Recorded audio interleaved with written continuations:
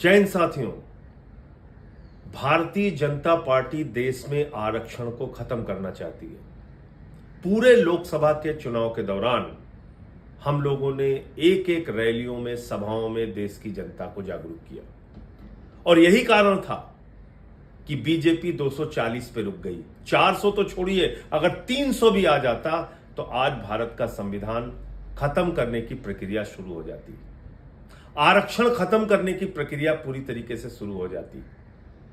आपने इनको 240 पर रोका, लेकिन बीजेपी अपनी हरकतों से बाज नहीं आ रही। इनका एकमात्र मकसद है आरक्षण को खत्म करना। सफाई कर्मियों का आरक्षण आउटसोर्सिंग करके खत्म कर दिया। सिक्योरिटी गार्ड्स की नौकरी अलग अलग जगहों पे आउटसोर्स करके सरकारी जो नौकरियां मिलती थी खत्म कर दिया। चपरासी की नौकरी, क्लास 3 की नौकरी, क्लास 4 की नौकरी सरकारी विभागों में आउटसोर्सिंग के नाम पे खत्म कर दिया। एक सबसे बड़ी नौकरी थी जिसमें दलितों की, पिछड़ों की, आदिवासियों की भागीदारी होती थी, उसमें आरक्षण खत्म कर दिया।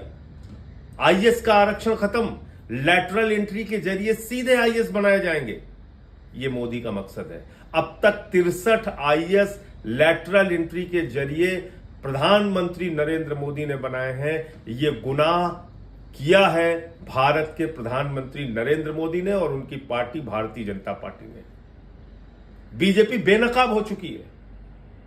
63 आईएएस बगैर आरक्षण के भर्ती किए गए। किस आधार पर भर्ती किए गए?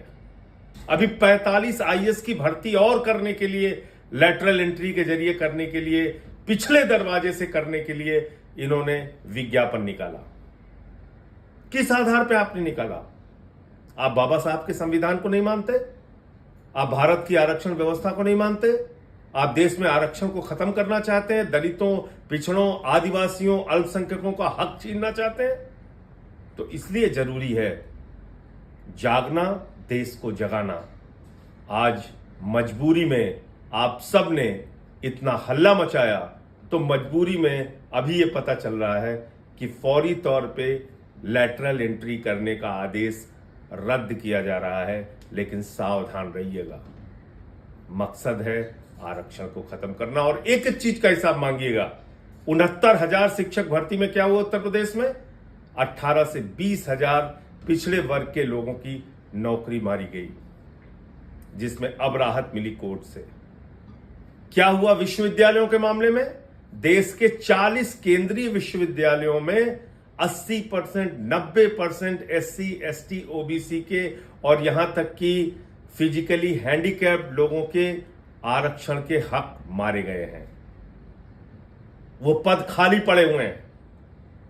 तो इसलिए जागिए, लोगों को जगाइए, भाजपा से देश को मुक्त कराइए।